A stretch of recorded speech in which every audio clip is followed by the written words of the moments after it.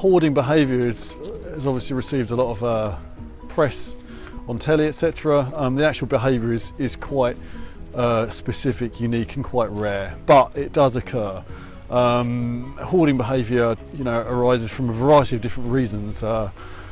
You often find that the older generations are more hoarders, so the generations that were brought up through periods of scarcity. So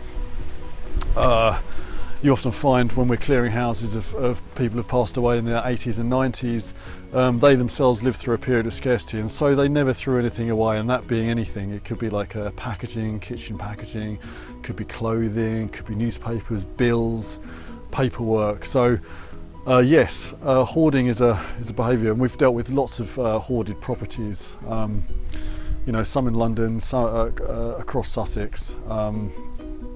One very interesting case was a gentleman who he both had a hoarding tendency as well as a hygiene condition, and so he hoarded bottles of talcum powder that he used to deal with his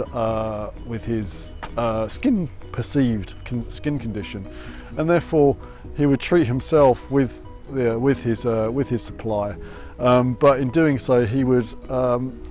His whole house was basically covered in talcum powder, and so you walked into the house and it looked as if it had been snowing for 2 weeks, because every surface was just covered in talcum powder.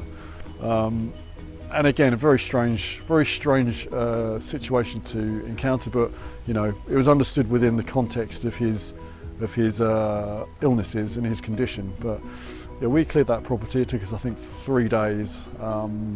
It was a bungalow and loft, but it was a very quite an unusual working conditions. We obviously had to have the masks and appropriate clothing, but we stripped the entire property, and we had it deep cleaned, sanitised, and again that property was sold by a local agent within a couple of weeks. You couldn't recognise it after we'd been there.